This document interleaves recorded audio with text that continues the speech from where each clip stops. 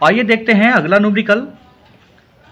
देखिए न्यूमेरिकल दिया गया है कि 7.0 सेंटीमीटर साइज का कोई बिंब 18 सेंटीमीटर फोकस दूरी के किसी अवतल दर्पण के सामने 27 सेंटीमीटर दूरी पर रखा गया है। दर्पण से कितनी दूरी पर किसी पर्दे को रखें कि उस पर वस्तु का स्पष्ट फोकसित प्रतिबिंब प्राप्त किया जा सके। प्रतिबिंब का साइज प्रकृति ज्ञात करनी है।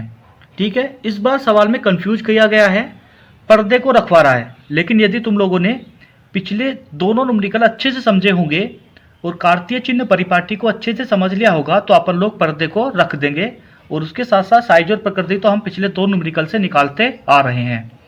तो आइए देखते हैं ये सवाल होगा कैसे। सबसे पहले देखते हैं दर्पण कौन सा लिया है। तो इस बार दर्पण लिया है अवतल दर्पण। तो आइए जल्दी से देखते हैं कि अवतल दर्पण बनाते हैं एक।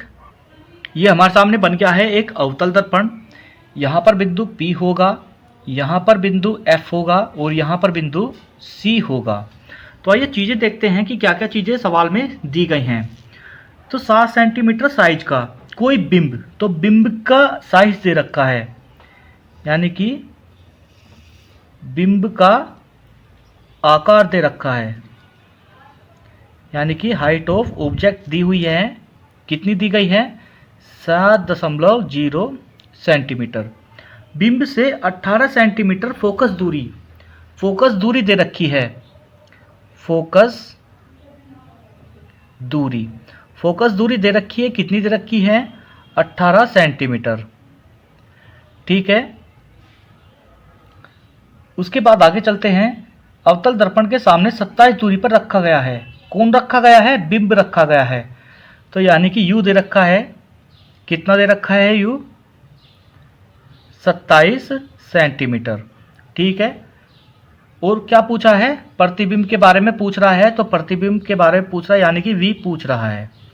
आइए देखते हैं कार्तीय चिन्ह परिपाटी का उपयोग करते हुए देखते हैं कि दर्पण सूत्र क्या होता है। दर्पण सूत्र आप लोगों को पता है। दर्पण सूत्र है 1/V is equal 1/V plus 1/U is equal to 1/F।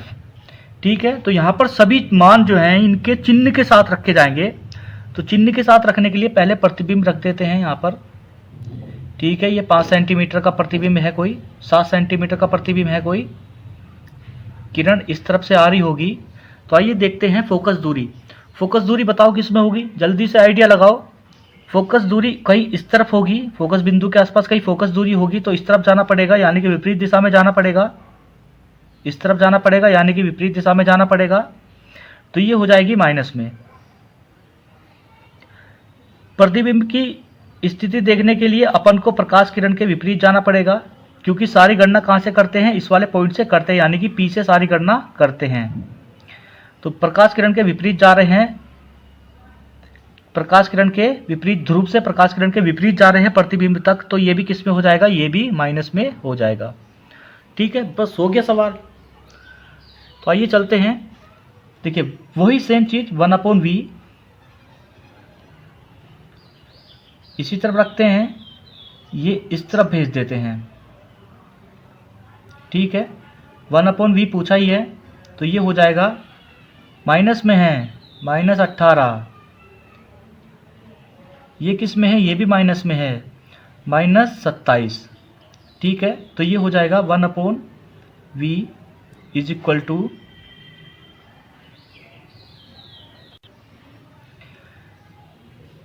ये ऐसे ही उतार लो, माइनस माइनस प्लस हो जाएगा, ये हो जाएगा 27, 1/27।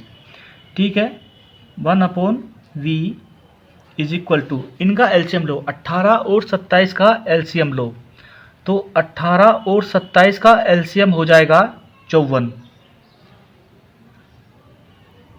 ठीक है,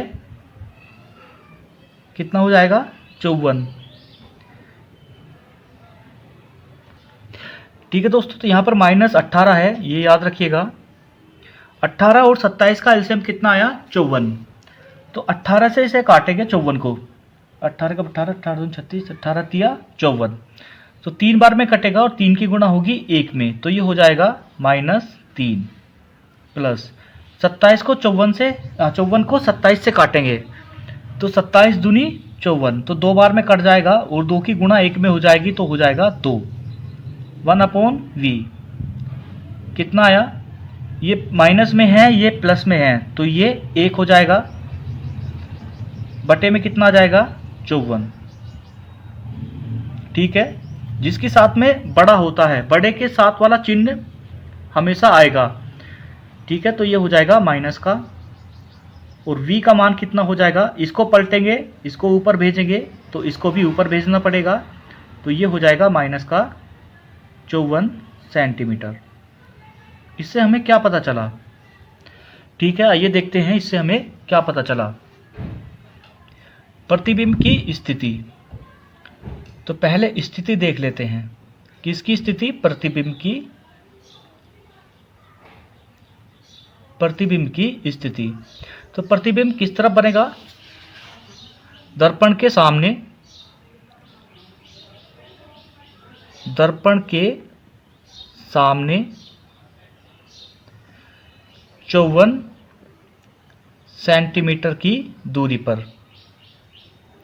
ठीक है, प्रतिबिंब कहाँ बनेगा? प्रतिबिंब बनेगा दर्पण के सामने 54 सेंटीमीटर की दूरी पर। अब वो हमसे पूछ रहा था कि पर्दे को कहाँ रखें, तो पर्दे को भी दर्पण के सामने रखना पड़ेगा 54 सेंटीमीटर की दूरी पर। तो हम लोग लिख सकते हैं, अतः पर्दे को दर्पण के सामने 54 सेंटीमीटर की दूरी पर रखना पड़ेगा। ठीक है, सेकंड चीज जो हम लोगों को यहां से पता चली है वो क्या पता चली है कि देखिए माइनस आया है। क्या आया है? माइनस। तो प्रकृति ज्ञात करनी है। क्या ज्ञात करना है? प्रकृति। ठीक है, और आप लोगों ने पढ़ा है कि जब माइनस आता है तो कैसा बनता है? प्रतिबिंब वास्तविक और उल्टा। तो प्रतिबिंब कैसा होगा? प्रतिबिंब वास्तविक होगा और उल्टा होगा। ठीक है, आइए देखते हैं प्रतिबिंब का आकार कैसा है। तो आकार के लिए मैं ये चीज़ें मिटा रहा हूँ, आप लोग नोट करना चाहते हो तो नोट कर लो, मैं यहाँ से ये चीज़ें मिटा दूंगा। तो आकार निकालने के लिए अपन लोगों को आवर्धन का सूत्र पता होना चाहिए। तो आवर्धन का सूत्र आप लोगों ने भी पढ़ा है। आवर्धन सूत्र होता है m = height of image upon height of object, जो बराबर होता है -v/u के। ठीक है, तो यहाँ से निकल जाएगा। इसको सोल्व कर लेते हैं। तो ये हो जाएगा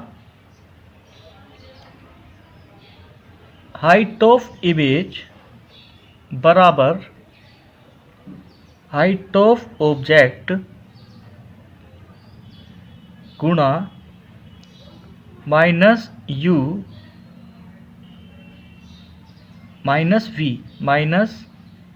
-v है ना, -v/u के। ठीक है, ये वाला चिन्ह इसके साथ आ जाएगा, -ho गुणा v/u। तो देखिए यहाँ से होगा क्या, इसके साथ मान रख लीजिए। ये मान था 7। प्रतिबिंब का साइज क्या था? प्रतिबिंब का साइज था 7 सेंटीमीटर। तो ये हो जाएगा -7 गुणा v का मान अभी निकल करके आया है। v का मान क्या निकल करके आया है? -54 बटे u का मान पहले से दे रखा है। u का मान क्या है? u का मान क्या है? 27 सेंटीमीटर। तो ये हो जाएगा -27। ठीक है, अपन जब इसको सोल्व करेंगे तो ये क्या हो जाएगा? 27 दूनी 54, 2 बार कट जाएगा और 7 दूनी 14 हो जाएगा। तो ये हो जाएगा, ये कट जाएगा सब, तो ये हो जाएगा -7 गुणा 2 बराबर कितना आ जाएगा? -14 सेंटीमीटर। ठीक है दोस्तों, दोबारा से देख लीजिए क्योंकि इमेज छुप गई थी।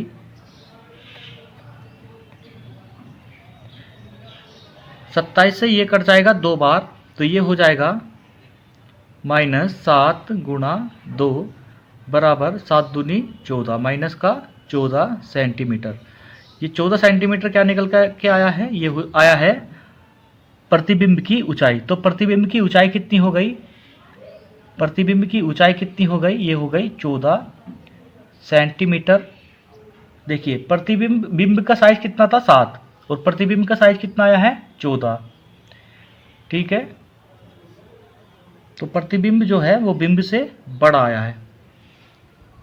ठीक है, तो ये थे कुछ न्यूमेरिकल्स जो कि बोर्ड परीक्षाओं के लिए बहुत ही इंपॉर्टेंट होने वाले हैं।